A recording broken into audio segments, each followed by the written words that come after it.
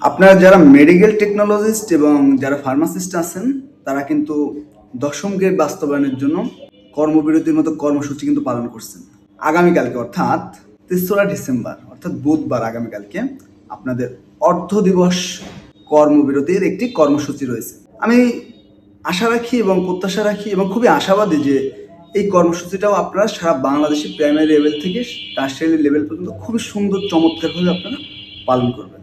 তারপরে ৪ ডিসেম্বর অর্থাৎ বৃহস্পতিবার আপনাদের কর্মসূচি কিন্তু কমপ্লিট শাটডাউন।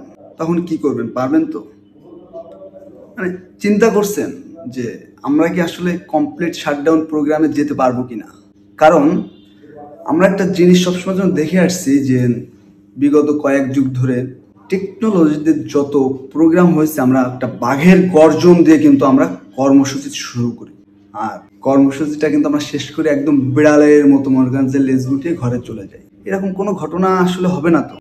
মানে এরকম একটা ঘটনা কি হতে পারে সামনে, এই বিষয়টাই মূলত একটু আমরা আপনাদের সাথে একটু আলাপ করতে চাই, আমরা বুঝতে চাই আসলে কি হবে। ধরেন 2 দিন আগে কিন্তু আমরা 2 ঘন্টার একটা কর্মবিরতির একটা কর্মসূচি আপনারা পালন করছেন, খুব ভালো কথা।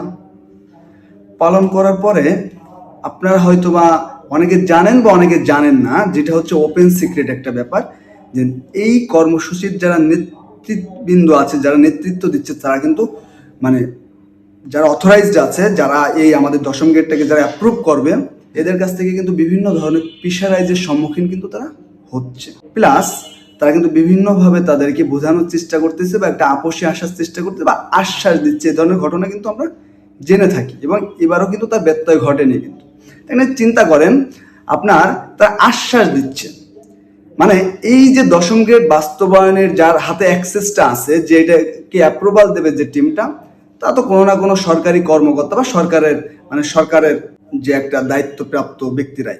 সে আশ্বাস দিচ্ছে যে আপনাদের এটা যৌক্তিক দাবি, আমরা মেনে নিব, আপনারা এটাকে স্টপ করেন, আশ্বাস দিচ্ছে।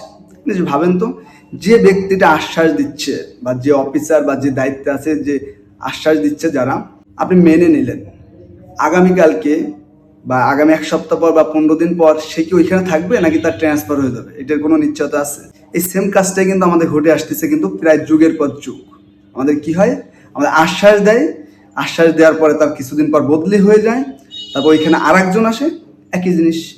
মানে যে আসে নতুন, সে কিন্তু এটা কিছু জানে না, তার কাছে কিন্তু আপনি আবার নতুন, আপনি আবার যান, আবার আশ্বাস দেয়, আবার থেমে যায়, আবার কিন্তু এভাবেই কিন্তু আমাদের চলতেছে। এখন ধরেন আমরা কিন্তু অলরেডি একটা কর্মসূচি পালন করছি, একটা কঠোর কর্মসূচি, 2 ঘন্টা আপনার যে কর্মবিরতি ছিল।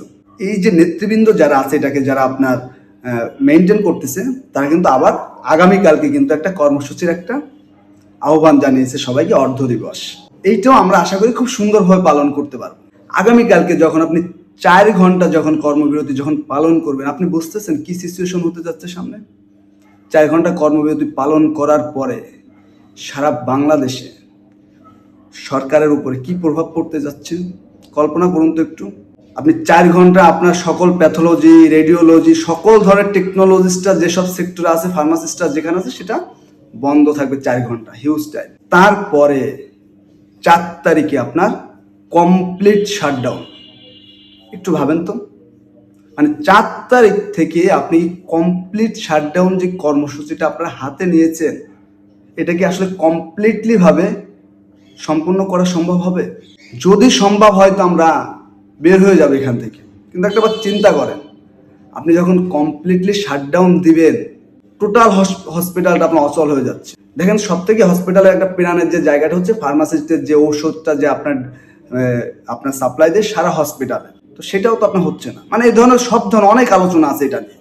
তো টোটাল হসপিটালটা কিন্তু একটা এলোমেলো সিচুয়েশনের মধ্যে পড়ে যাবে, সারা বাংলাদেশের টোটাল স্বাস্থ্যখাতটা। যখন এই সিচুয়েশন ক্রিয়েট হবে, টোটাল চাপ, প্রেশার যা কিছু আছে কাদের উপরে পড়বে? যারা নেতৃত্ব দিচ্ছে তাদের উপরে। আপনার কি মনে হয়, তারা কি লোড নিতে পারবে? তারা যদি লোড নিতে পারে, তাহলে তো আমরা বের হয়ে গেলাম, আমরা সাকসেস, আপনাদের যে উদ্দেশ্য আপনার সফল হয়ে গেলেন। যদি লোড নিতে না পারে তাহলে কি হবে? আর যদি কোনো কারণে আপনি কমপ্লিট শাটডাউনটা যদি কমপ্লিটলিভাবে কমপ্লিট করতে পারেন, তাহলে কি হবে? কোনো কারণে যদি আপনি বৃহস্পতিবার অর্থাৎ 4 ডিসেম্বর কমপ্লিট শাটডাউনটাকে যদি আপনি ভাবে কমপ্লিট করতে পারেন, আমি আপনাদেরকে কথা দিচ্ছি, যে কোনোভাবেই হোক না কেন, আমার অভিজ্ঞতা থেকে, ছোট্ট বয়সে ছোট মানুষ আমি, এই অভিজ্ঞতা থেকে আপনাদেরকে বলছি, রবিবার আপনার 11টার মধ্যে প্রজ্ঞাপন জারি হয়ে যাবে, কেউ ঠেকাইতে পারবে না। রবিবার 11টার মধ্যে আপনার প্রজ্ঞাপন জারি হয়ে যাবে। অনেকের মনে হয়তো প্রশ্ন আসবে, ভাই শুক্র শনি তো 2 দিন বন্ধ, রবিবার কিভাবে হয়? ভাই শুক্র শনি যে 2 দিন বন্ধ না, তারা, এটা তো তাদের অফিসিয়াল টাইম না, কিন্তু তারা আনঅফিসিয়াল টাইমে তারা অফিসিয়াল কাজ করবে। আপনার বৃহস্পতিবার ধরেন কমপ্লিট শাটডাউন হইল, রবিবারেও যদি হয় কি হবে? দেশের অবস্থা কী হবে একবার ভাবুন। আপনার হাতে সময় আছে, আগামীকালকে আপনি খুব সুন্দরভাবে করতে পারবেন। তারপরে কমপ্লিট শাটডাউন যদি ভাই কোনোভাবে যদি আপনি করতে পারেন, একটা দিন যদি আপনি খিসকে দাঁড়াইতে পারেন, আপনাদের যে এত বছরের সাধনা, কয়েক যুগের সাধনা, আপনি সফল হয়ে যাবেন। এখন দায়িত্ব আপনাদের কি করবেন। আরেকটা বিষয় হচ্ছে, যদি কোনো কারণে আমাদের যারা নেতৃবৃন্দ আছে তারা যদি এটাকে স্টপ করতে চায়, এটাকে স্কিপ করতে চায়, সেক্ষেত্রেও তো একটি করণীয় থাকতে হবে। তখন কি করণীয়? আমি আগেরবারও একটা ভিডিওতে বলেছি যে তখন আমাদের করণীয় হবে এটা, যে তাদের ওই যে স্কিপ হয়ে যাওয়া বা তাদের স্টপ করে দেওয়াকে পাত্তা না দিয়ে স্বভাবে নতুন করে কমিটি তৈরি করে স্থানীয় পর্যায়ে আপনাদের এই প্রোগ্রাম চালিয়ে যেতে হবে, এই কর্মসূচি চালিয়ে যেতে হবে। কি হবে ভাই? আপনার তো চাকরি চলে যাবে না। আবার আপনার সর্বোচ্চ হয়তো বা আপনার যে টেইস আছে বা আপনার যে পরিচালক আছে বা যিনি আপনার তত্ত্বাবধায়ক আছে, এদের সাথে হয়তো একটু বাকবিতণ্ডটা সৃষ্টি হতে পারে, আপনার সর্বোচ্চ একটা ট্রান্সফার হবে, কারো তো চাকরি চলে যাবে না। এইটুক আপনি স্যাক্রিফাইস করতে পারবেন না, আপনার জন্যই তো। এখন মোরাল অফ দ্য কথা হচ্ছে যে আপনি যদি বৃহস্পতিবারের কমপ্লিট শাটডাউন প্রোগ্রামটা যদি আপনি সাকসেস করতে পারেন, রবিবারে আপনি এটা সফলতা পাবেন। এটা আমাদের অভিজ্ঞতা বলে, আমাদের যে চিন্তা ভাবনা থেকে আমার মনে হচ্ছে, আশা করি রবিবারের মধ্যে আপনাদের সমস্যা সমাধান হয়ে যাবে। কিন্তু একটা দিন আমাদের সকল বাধা অতিক্রম করে আমাদের দাঁড়াইতে হবে। বৃহস্পতিবার কমপ্লিট শাটডাউন কমপ্লিট করতে হবে। আমি আবারও বলছি, বৃহস্পতিবার 4 ডিসেম্বর কমপ্লিট শাটডাউন কমপ্লিট করতে হবে। দেন রবিবার আপনার প্রজ্ঞাপন আপনারা পাচ্ছেন।